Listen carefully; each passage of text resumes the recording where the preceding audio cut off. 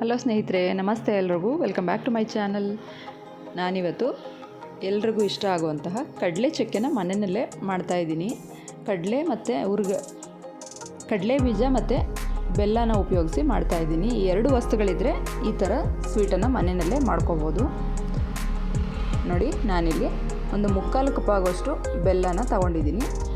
1 cup ಆಗೋಷ್ಟು ಕಡಲೆ ಬೀಜನ ತೊಗೊಂಡಿದ್ದೀನಿ.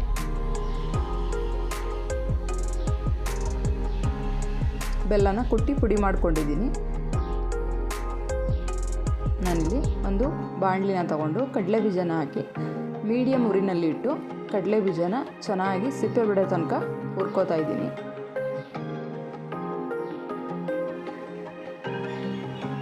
ಮಕ್ಕಳಿಗೆಲ್ರಿಗೂ ಮನೆಯಲ್ಲೇ ಮಾಡಿಕೊಟ್ರೆ ಈ ಥರ ಇಷ್ಟ ಆಗುತ್ತೆ. ದೊಡ್ಡವ್ರಿಗೂ ಕೂಡ ಈ ಸ್ವೀಟ್ ಅಂದರೆ ಇಷ್ಟಪಟ್ಟು ತಿಂತಾರೆ. ಚಿಕ್ಕವರಿದ್ದಾಗೆಲ್ಲ ಈ ಥರ ಸ್ವೀಟ್ನ ತುಂಬ ತಿಂತಾಯಿದ್ವಿ ಅಂಗಡಿನಲ್ಲಿ ತೊಗೊಂಡು. ಇದನ್ನು ಮನೆಯಲ್ಲೇ ಮಾಡಿಕೊಂಡ್ರೆ ಮಕ್ಳಿಗೂ ಇಷ್ಟ ಆಗುತ್ತೆ. ಮಕ್ಕಳಿಗೆಲ್ಲ ಬೇಸಿಗೆ ರಜೆ ಸ್ಟಾರ್ಟ್ ಆಗಿದೆಯಲ್ವ, ಈ ಥರ ಎಲ್ಲ ಮಾಡಿಕೊಟ್ರೆ ಡಿಫ್ರೆಂಟಾಗಿ ಮಕ್ಕಳು ಕೂಡ ಇಷ್ಟಪಟ್ಟು ತಿಂತಾರೆ. ನೋಡಿ, ಕಡಲೆ ಬೀಜ ಈ ಥರ ಮಾಡಿದ್ರೆ ಈಸಿಯಾಗಿ ಸಿಪ್ಪೆ ಬಿಟ್ಕೊಂಡು ಬರ್ತಾಯಿದೆ. ಸಣ್ಣ ಊರಿನಲ್ಲಿ ಇದನ್ನು ಚೆನ್ನಾಗಿ ಒಂದು 5ರಿಂದ 10 ನಿಮಿಷ ಫ್ರೈ ಮಾಡಿದ್ದೀನಿ. ಈಗ ಕಡಲೆ ಬೀಜ ಚೆನ್ನಾಗಿ ಫ್ರೈ ಆಗಿದೆ. ಇದನ್ನು ಒಂದು ಪ್ಲೇಟ್ಗೆ ಶಿಫ್ಟ್ ಮಾಡ್ಕೊತಾ ಇದ್ದೀನಿ.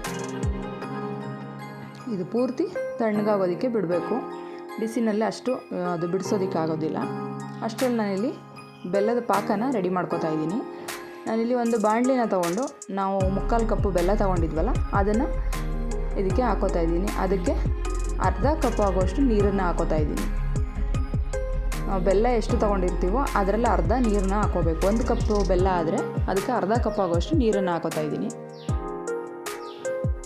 ಇದಕ್ಕೆ ಇಷ್ಟೇ ಸಾಮಗ್ರಿಗಳು, ಬೇರೆ ಇನ್ನೇನು ಬೇಕಾಗಿಲ್ಲ. ಬೆಲ್ಲದಲ್ಲಿರೋ ಫ್ಲೇವರನ್ನೇ ಸಾಕಾಗುತ್ತೆ. ಬೇಕು ಅಂದರೆ ಸ್ವಲ್ಪ ಏಲಕ್ಕಿ ಪುಡಿನೂ ಸೇರಿಸ್ಕೋಬೋದು. ನಾನು ಇದರಲ್ಲಿ ಯಾವುದೇ ಫ್ಲೇವರ್ನ ಆ್ಯಡ್ ಮಾಡಿಲ್ಲ.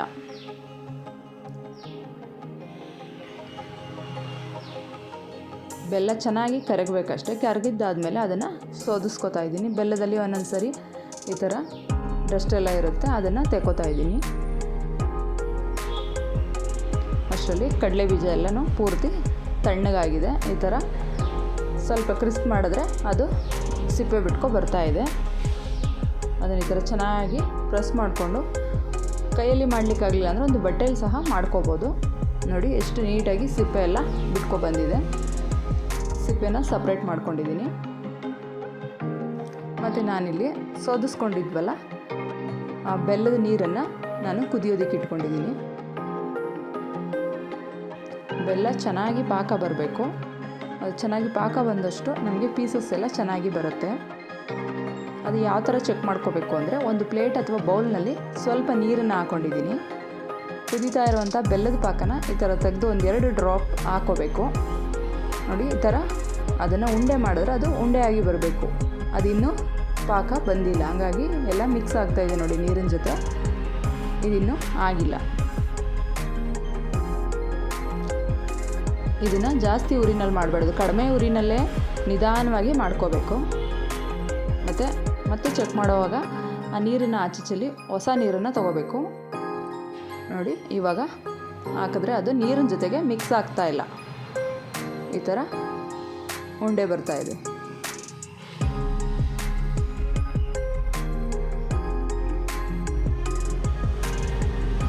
ನೋಡಿ, ಈ ಥರ ಗಟ್ಟಿಯಾಗಿ ಚಾಕ್ಲೇಟ್ ಪೀಸ್ ಥರ ಆಗ್ತಾಯಿದೆ ನೋಡಿ ಬೆಲ್ಲ. ಇಷ್ಟು ಬಂದರೆ ಸಾಕಾಗುತ್ತೆ. ಈ ಥರ ಉಂಡೆ ಮಾಡಿದ್ರೆ ಇಷ್ಟು ಕಲರ್ ಕೂಡ ಬಂದಿರಬೇಕು. ಈ ಥರ ಉಂಡೆ ಆಗಬೇಕದು. ಈಗ ಕರೆಕ್ಟಾಗಿ ಅದು ಪಾಕ ರೆಡಿಯಾಗಿದೆ ನಮಗೆ. ನಾನಿದಕ್ಕೆ ನಾವು ರೆಡಿ ಮಾಡಿಟ್ಟಿರುವಂತಹ ಕಡಲೆ ಬೀಜನ ಸೇರಿಸ್ಕೋತಾ ಇದ್ದೀನಿ.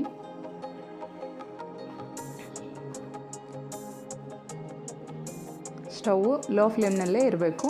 ಇದನ್ನು ಚೆನ್ನಾಗಿ ಬೆಲ್ಲ ಮತ್ತು ಕಡಲೆ ಬೀಜನ ಚೆನ್ನಾಗಿ ಮಿಕ್ಸ್ ಆಗೋ ಥರ ಮಾಡ್ಕೋಬೇಕು.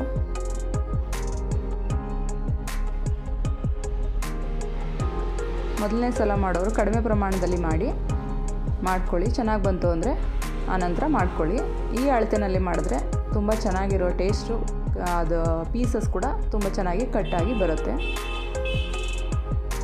ನೋಡಿ, ಇವಾಗ ಇದು ಆಗಿದೆ. ನಾನು ಸ್ಟವ್ನ ಆಫ್ ಮಾಡ್ಕೊಂಡಿದ್ದೀನಿ. ಈ ಹದದಲ್ಲಿದ್ದಾಗ ನಾನು ಒಂದು ಪ್ಲೇಟ್ಗೆ ಸ್ವಲ್ಪ ತುಪ್ಪನ ಹಚ್ಕೊಂಡು ಅದರ ಹಿಂಭಾಗಕ್ಕೆ ಪ್ಲೇಟ್ಗೆ ತುಪ್ಪನ ಹಚ್ಕೊಂಡಿದ್ದೀನಿ. ಒಂದೇ ಸ್ವಲ್ಪ ತುಪ್ಪ, ಅದು ಅಂಟಬಾರ್ದು ಅಂತ ಅಷ್ಟೇ.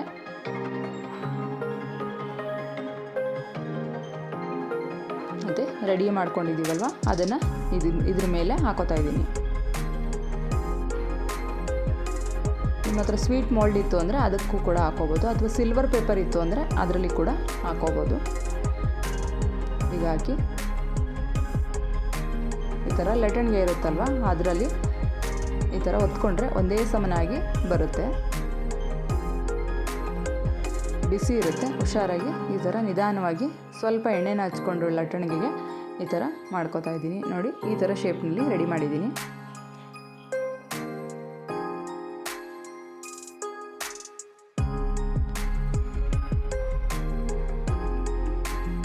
ಇದು ಸ್ವಲ್ಪ ಬಿಸಿ ಇರೋವಾಗಲೇ ಒಂದು ಚಾಕುನ ತಗೊಂಡು ಇದನ್ನು ಕಟ್ ಮಾಡ್ಕೊಳ್ತಾ ಇದ್ದೀನಿ. ಚಾಕುಗೂ ಸಹ ಸ್ವಲ್ಪ ತುಪ್ಪನ ಹಚ್ಕೊಂಡಿದ್ದೀನಿ. ಈ ಥರ ನಮಗೆ ಯಾವ ಥರ ಪೀಸಸ್ ಬೇಕೋ ಮಾಡ್ಕೋತಾ ಇದ್ದೀನಿ. ನಾವು ಅಂಗಡಿನೆಲ್ಲ ತೊಗೊಬರ್ತಿದ್ವಲ್ವ ಚಿಕ್ಕ ಪೀಸ್ ಥರ, ಅದೇ ಥರನೇ ಮಾಡ್ಕೋತಾ ಇದ್ದೀನಿ. ನಾನು ಚಿಕ್ಕದಾಗಿ ಪೀಸ್ನ ಕಟ್ ಮಾಡ್ಕೋತಾ ಇದ್ದೀನಿ. ಅದು ತಣ್ಣಗಾಗಿದ್ದಾದಮೇಲೆ ಪೀಸಸ್ ನೀಟಾಗಿ ತೆಗಿಲಿಕ್ಕೆ ಬರುತ್ತೆ. ನೋಡಿ, ಕಡಲೆ ಚಕ್ಕೆ ಮನೆಯಲ್ಲೇ ಪ್ರಿಪೇರ್ ಮಾಡ್ಕೊಳ್ಳಿ, ತುಂಬ ಚೆನ್ನಾಗಿರುತ್ತೆ. ನೀವು ಕೂಡ ಮನೆಯಲ್ಲಿ ಟ್ರೈ ಮಾಡಿ. ಈ ವಿಡಿಯೋ ನಿಮಗೆ ಇಷ್ಟ ಆಗಿದರೆ ನನ್ನ ಚಾನಲ್ನ ಲೈಕ್ ಮಾಡಿ, ಶೇರ್ ಮಾಡಿ, ಸಬ್ಸ್ಕ್ರೈಬ್ ಮಾಡಿ. Thank you.